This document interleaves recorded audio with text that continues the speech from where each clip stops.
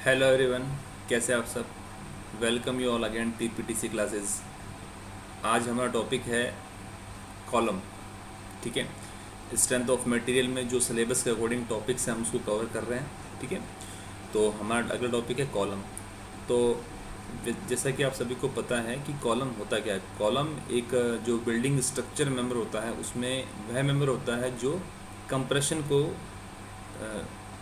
सहन कर सकता है। ठीक है ना, या यूँ हम कह सकते हैं कि वो मेंबर जो एक्शियल कंप्रेशन लोड को लेता है उसे कॉलम कहते हैं। ठीक है, तो column are axially compression member used in buildings. ठीक है ना, बिल्डिंग में जो एक्शियली कंप्रेशन मेंबर उसे कॉलम कहते हैं। ठीक है ना, भाई सिंपल सी बात है, आप लोगों को पता ही होगा कि बिल्डिंग में जो सबसे नीचे वाला पोर्शन होता है उसे बोलते हैं फुटिंग।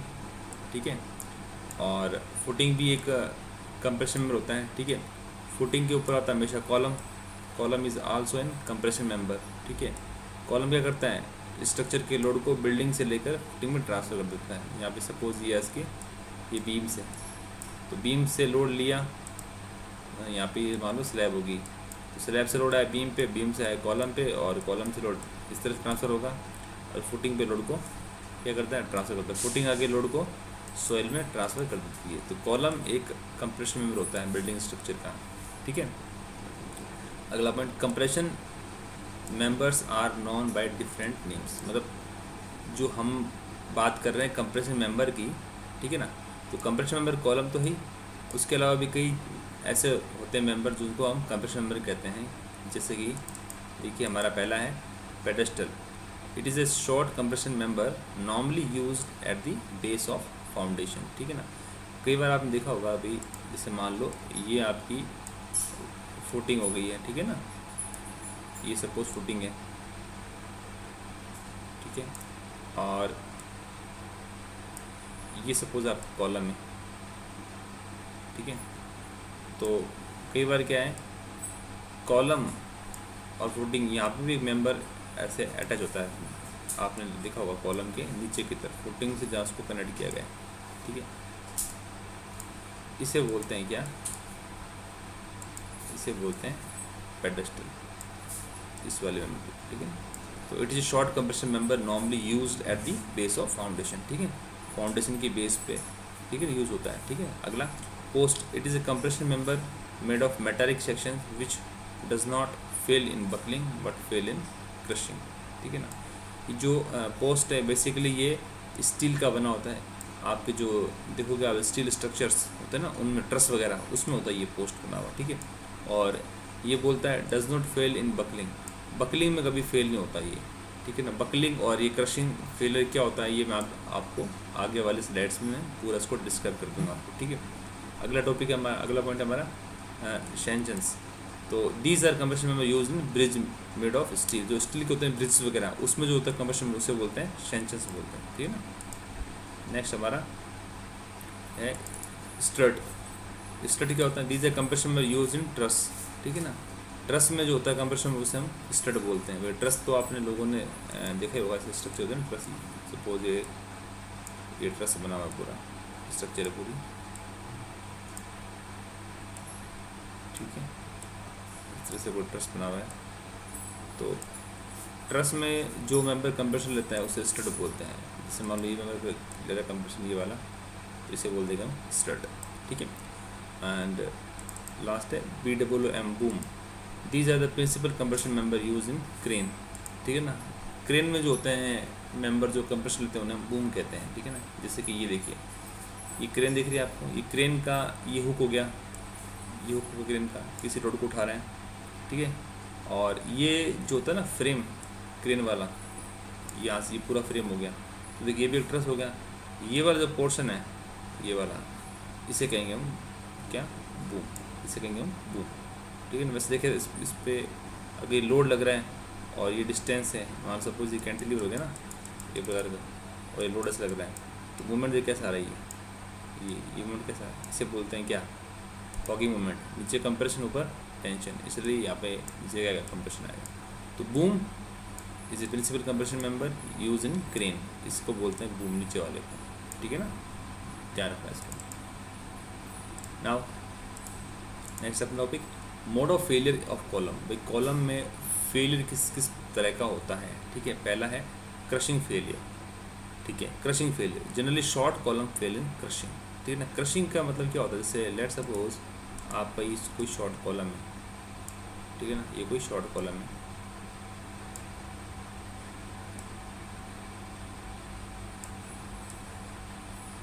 ये कोई आपका शॉर्ट कॉलम, ठीक है। अब क्रशिंग फेलियर मतलब क्या होगा, शॉर्ट कॉलम है, इस पर मान लो एक्सेसिव अगर कंप्रेशन लोड आएंगे, ठीक है, तो इसका जो फेलियर हो जाएगा वो क्रश हो जाएगा। क्रश का मतलब जैसे मान लो ये इसके ये शेप है, ये दिख रही शेप आपको, यहाँ से शेप पूरी इसकी फट जाएगी, ठीक है ना। ये क्रश मतलब एकदम से इसका क्या हो जाएगा, यहाँ से सीधा क्रैक्स डेवलप हो जाएंगे एक साथ ही, तो क्रशिंग मतलब एकदम से टूट जाना, that is crushing failure. Buckling failure that is elastic unstability. Long column buckling failure क्या होता है, देखिए बकलिंग फेलियर में मुख्यतः है इस तरह से शेप बनती है। सपोज ये आपका कोई होगा लॉन्ग कॉलम, ठीक है, लॉन्ग कॉलम है, और बात की है मैंने बकलिंग फेलियर की। सपोज दो सपोर्ट है, तो बकलिंग फेलियर में एक प्रकार का ये आर्क, ऐसा आर्क बन जाता है, ठीक है ना। यानी कि ये जो बल्जिंग हो जाएगी ये पूरी लॉन्ग फुल लेंथ पे बल्जिंग होगी, यहाँ से या तो यहाँ से स्टार्ट होगी बल्जिंग फुल, यहाँ से स्टार्ट होगी बल्जिंग, यहाँ से फुल बल्जिंग। यानी कहने मतलब ये है कि यहाँ से इस तरफ और यहाँ से इस तरफ पूरा एकदम, जैसे कि बोलते हैं हम, जो हमारा कॉलम है वो पूरा एकदम से फूल जाएगा ना, फुल लेंथ पे, तो उसे बोलते हैं हम क्या, बकलिंग फेलियर। क्या बोलते हैं, बकलिंग फेलियर, ठीक है ना। एक होता है क्रिपलिंग फेलियर भी होता है। क्या होता है क्रिपलिंग फेलियर, क्रिपलिंग फेलियर कब होता है, जब मान लो यहाँ पे लोड बहुत ज़्यादा हो जाए, एक्सेसिव लोड हो जाए, तो ऐसे एकदम से पूरा फेल ना होगा, क्या होगा भाई, पूरा फेल ना होके यहाँ से आप तो सीधम, जिससे मान लो ये इसकी फुल लेंथ है कॉलम की, तो पूरा फेल ना होके ये क्या होगा, ये देखिए लेट सपोज जब सपोज यहाँ से फेल स्टार्ट हुआ, फिर यहाँ हल्का सा बल्ज हुआ, फिर वापस इधर हो गया, सीधा वापस सीधा, यानी क्या ना, सॉरी ये नहीं होगा, ये ना होके वापस सीधा हो जाएगा। वो कहने का मतलब ये है कि जो होता है अपना, ठीक है, बकलिंग और ये क्रिपलिंग में क्या होता है कि जिसे एक्सेसिव लोड जब आते हैं ना, तो जैसे मान लो ये आपका वेब हो गया और ये फ्लैंज हो गया, तो फ्लैंज और वेब के जंक्शन पे होता है फेलियर, इसे क्रिपलिंग बोलते हैं, ठीक है, ड्यू टू एक्सेसिव लोड्स, ठीक है। तो क्रशिंग फेलियर शॉर्ट कॉलम में होता है, बकलिंग फेलियर लॉन्ग कॉलम में होता है, ठीक है। और हमारा जो थर्ड है वो है कंबाइंड क्रशिंग एंड बकलिंग, यानी कि एक साथ। तो कंबाइंड कब होगा, कंबाइंड फेलियर कब होगा, इंटरमीडिएट कॉलम में, ठीक है ना, जो ना लॉन्ग हो और ना शॉर्ट होते हैं, उन्हें बोलते हैं इंटरमीडिएट कॉलम्स। तो उसमें होता है कौन सा फेलियर, क्रशिंग एंड बकलिंग एक साथ ही होगा इंटरमीडिएट कॉलम्स में, ठीक है ना। यहाँ तक तो बेसिक आप लोगों ने पहले पढ़ा भी हो गया, और मैंने आपको एक वापस बता भी दिया था, ठीक है ना, फिर ध्यान से पढ़ लेने का। अगला अपना है ईलर्स थ्योरी ऑफ बकलिंग फेलियर। अब देखिए इस थ्योरी का नाम क्या है, ईलर्स थ्योरी ऑफ बकलिंग फेलियर। जब इसने वर्ड बोल दिया बकलिंग फेलियर, तो बकलिंग फेलियर कौन से कॉलम होता है, ये रहा लॉन्ग कॉलम। तो जाहिर सी बात है लॉन्ग कॉलम के लिए कौन सी थ्योरी काम आएगी, ईलर्स थ्योरी। छोटा सा क्वेश्चन ऑब्जेक्टिव का गड़बड़ हो जाती है, इसको ध्यान रखना। Euler's theory of buckling failure only for long columns, only for long columns, ठीक है ना, ध्यान रखना। फिर बोलता है अकॉर्डिंग टू ईलर्स। देखो हमारे ऑब्जेक्टिव एग्ज़ाम है, तो हमको डेरिवेशंस पे इतना फोकस नहीं करना है, क्योंकि डेरिवेशन तो आने नहीं वाले हैं। हमको जो डिपेंड करेगा हमारा रिज़ल्ट क्या हमारा, वो मेन, तो हमारा मेन इम्पोर्टेंट क्या है, रिज़ल्ट। तो रिज़ल्ट हमारा जो डिपेंड करेगा, जैसे कि कोई भी थ्योरी होती है, तो जिस थ्योरी पे जो टॉपिक एग्ज़ाम के पर्सपेक्टिव से इम्पोर्टेंट है ना, हमको वही समझना था, ठीक है ना। जैसे कि देखिए Euler's theory of buckling failure, it is only for long column, ठीक है। सबसे इंपॉर्टेंट चीज़ क्या है, it is only for long column, ठीक है। देन आगे चलते हैं। देखिए according to Euler's theory, according to Euler's theory के अनुसार, जो जिस लोड पे अपना कॉलम फेल हो रहा है उसे बोलते हैं ईलर्स लोड या बकलिंग लोड। तो according to Euler's theory, ईलर्स load या बकलिंग लोड निकालने का जो फॉर्मूला है इस पे लॉन्ग कॉलम में ये रहा, P = n² π² EI/L², ठीक है। E आपको पता है young modulus, I moment of inertia, pi constant होता है, L length of the column और N एन होता है एक कांस्टेंट जो डिपेंड करता है बकलिंग लूप के ऊपर, नंबर ऑफ बकलिंग लूप कितने हैं, ठीक है ना। भाई लेट सपोज आपका मान लो ये आपका बिल्डिंग स्ट्रक्चर है, ठीक है ना, फ्रेम स्ट्रक्चर है, मतलब समझ गए ना, बिल्डिंग यानी कि कॉलम के ऊपर कॉलम खड़ा है। होता है ना कई बार बेसिक से आप देखोगे 2 स्टोरी या 3 स्टोरी हाउसेज देखोगे तो कॉलम के ऊपर क्या होता है, कॉलम होता है, कि कॉलम के ऊपर कॉलम सीधा जा रहा है, ठीक है। अगर मैं कह दूँ भाई ये भी और एक ये सपोर्ट है और एक ये सपोर्ट है, तो एक बकलिंग यूँ हो सकती है और एक बकलिंग यूँ हो सकती है। थ्रू आउट द लेंथ इसको अगर मैं ले लूँ एल, पूरी लेंथ को, देखिए एक बकलिंग गेरी, एक बकलिंग गेरी, तो बकलिंग लूप कितने हो जाएंगे, एन का हो जाएगा यहाँ पे 2, नंबर ऑफ बकलिंग लूप 2, ये 1 और ये 1, तो एन होता है नंबर ऑफ बकलिंग 2, ठीक है। अब आगे देखिए ये रहा P Euler's load buckling load, देखिए इसमें यूलर्स लोड ही बोल देगी क्योंकि ये यूलर्स थ्योरी है, तो यह buckling load. M minimum moment of inertia, L maximum unsupported length और N number of buckling loops, ठीक है। आगे चलते हैं। अब देखिए ये हमारे पास फॉर्मूला पाई स्क्वायर अपन ये एल स्क्वायर पर एन को इसने छोड़ दिया, एन एक पर कि मैक्सिमम केस में हम एन हमारा जो लूप आएगा वो नहीं लेते हैं, तो इसमें एक बार देखिए P E Euler's load pi E square ये अपॉन में एल स्क्वायर, ठीक है। आई क्या है, minimum moment of inertia, moment of inertia क्या होता है, A into R minimum R square, A into R square, ठीक है। तो पाई स्क्वायर ई ये रहा, एल लेंथ हो गया, आई ए इंटू आर स्क्वायर, आर होता है radius of gyration, radius of gyration कितना होता है, रूट में आई अपॉन में ए, ठीक है ना, रूट में आई अपॉन में ए। कमेंट बॉक्स में कोई ये बताओ मुझे रेडियस ऑफ जायरेशन की यूनिट क्या होगी, ये भी कई एग्जाम में पूछते हैं, unit of radius of gyration R की यूनिट क्या होगी, कमेंट बॉक्स में इसको बताना आप। तो आर मिनिमम रूट में आई अपॉन में ए हो जाएगा, ठीक है। तो देखिए यहाँ पे ए इंटू आर मिनिमम यहाँ पे पुट कर दिया हमने, ठीक है। तो ए तो ये रहा, एल इसको अगर बेस पे लिया है तो एल अपॉन में आर मिनिमम का होल स्क्वायर, ठीक है ना। एल अपॉन में आर मिनिमम का एल अपॉन आर क्या होता है, एल अपॉन आर होता है lambda slenderness ratio, L upon में आर, तो पाई स्क्वायर ई आई अपॉन में लेमडा स्क्वायर हो जाएगा, ठीक है। अब देखिए पी अपॉन में ए यानी कि इस ए को यहाँ लिया हूँ तो पी अपॉन यानी फोर्स अपॉन एरिया क्या होगा, स्ट्रेस, तो स्ट्रेस क्या होगा, पाई स्क्वायर ई अपॉन में लेमडा स्क्वायर, ठीक है। तो ये हो जाएगा आपका Euler's buckling stress pi square ई अपॉन में लेमडा स्क्वायर। तो ये जो आपका रिजल्ट है इट इज़ वेरी इंपॉर्टेंट, ध्यान रखना इसको भी ध्यान रखना, इसको भी ध्यान रखना, ठीक है ना। छोटा सा एक केस था तो मैंने आपको बता दिया, इसको बोलते हैं यूलर्स बकलिंग स्ट्रेस, ठीक है।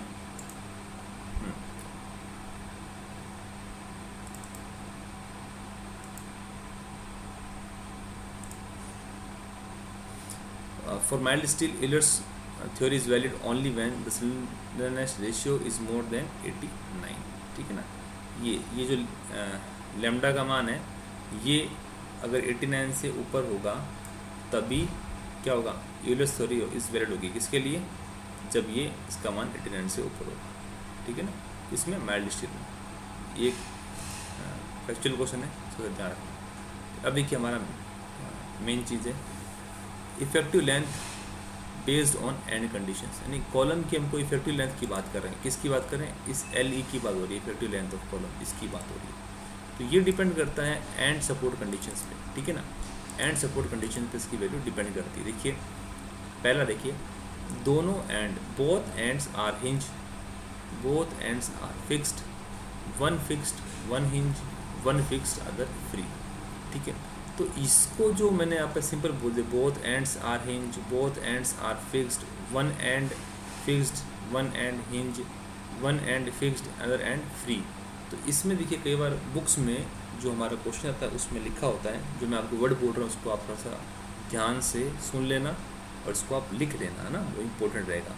इसमें वो देखो इसमें लाइन होती है when both ends of the beam, देखो मैं इस ए केस की बात कर रहा हूँ, when the both ends of the beam are effective held in position, are effective held in position and restrained and not restrained against rotation, यानी कि जब किसी भी बीम के दोनों end effective held in position हो। इफेक्टिव हेल्ड इन पोजीशन का मतलब होता है कि यहाँ पे देखो ये हिंज सपोर्ट है, दो डायरेक्शन होगी, वर्टिकल हॉरिजॉन्टल, तो इस डायरेक्शंस को ये वेरी कर सकते हैं। यहाँ पे मान लो अगर कुछ वर्टिकल हॉरिजॉन्टल फोर्स आएगा तो इसको वेयर कर लेगा, तो इफेक्टिव हेल्ड इन पोजीशन हो गया बोथ हैंड में, but not restraint against rotation. लेकिन अगर मूवमेंट आ जाएगा तो उसे ये ले नहीं पाएंगे क्योंकि ये सपोर्ट कौन सा हिंज है, हिंज सपोर्ट में मूवमेंट क्या होता है, जीरो होता है।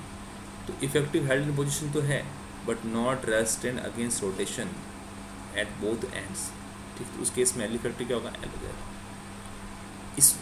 इस वाले में क्या परिभाषा बनेगी, when the both ends of the beam are restraint against rotation, ठीक है ना, या इसको ऐसे बोल दो, when the both ends of the beam are held in position and also restraint against rotation. Rotation भी को भी रेस्ट्रेंट कर लेंगे और हेल्ड इन पोजीशन, यानी कि मतलब दोनों एंड क्या है, फिक्स्ड है। तो एल ई बराबर एल बाई टू, ठीक है।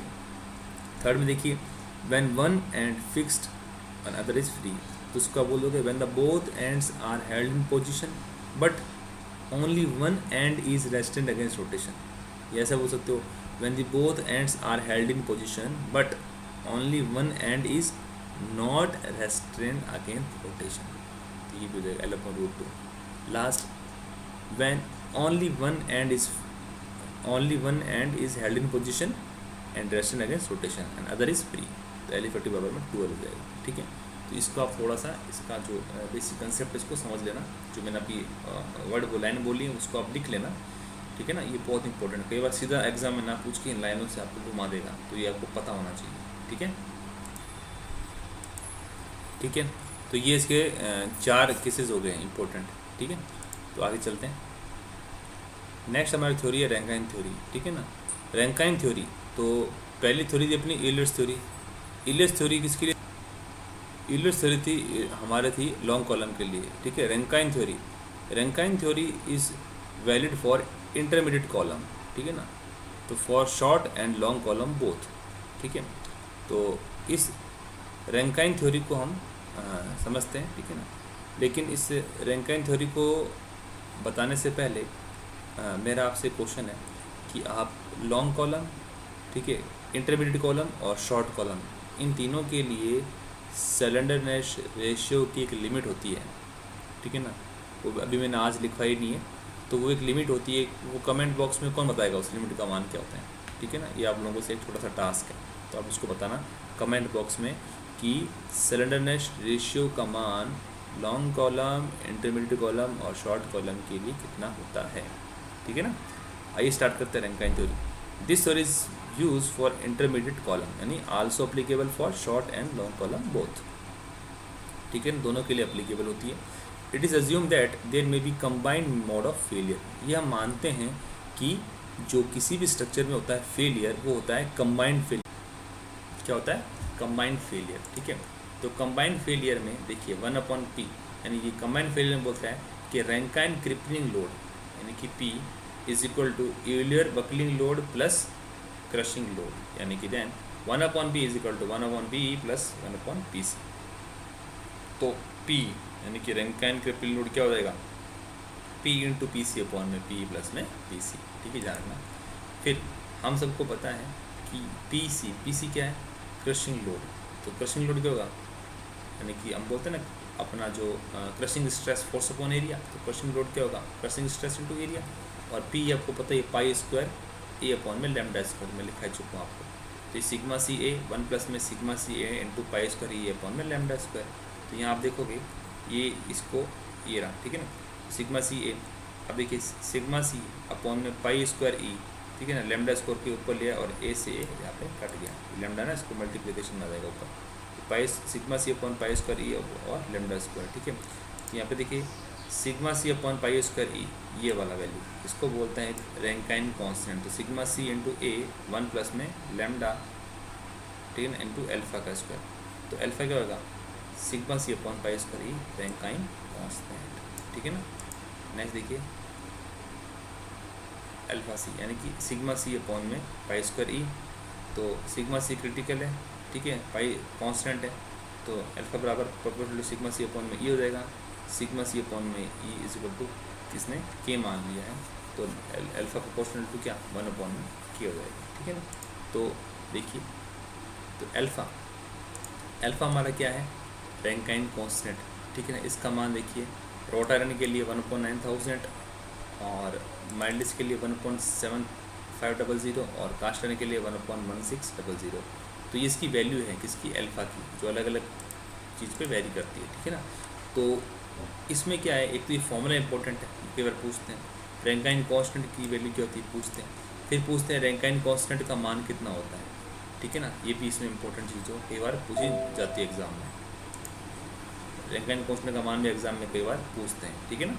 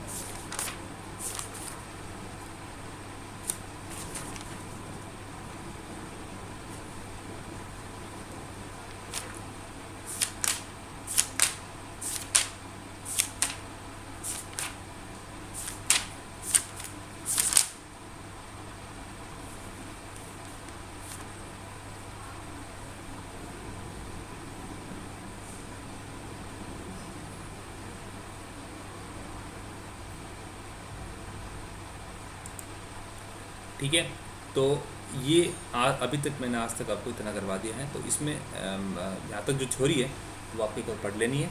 कल हम इसमें जो हमारा और टॉपिक है कॉलम में वो कवर करेंगे, ठीक है। और मोस्ट पब्लिक कल अपने कुछ क्वेश्चंस भी करेंगे ऑब्जेक्टिव के यहाँ तक के, ठीक है ना। तो ये थ्योरी आपको पढ़नी है। जो मैंने आपसे 2 क्वेश्चन पूछे हैं उन क्वेश्चंस के आपको आंसर कमेंट बॉक्स में लिखने हैं, ठीक है। तो आज के लिए इतना ही था।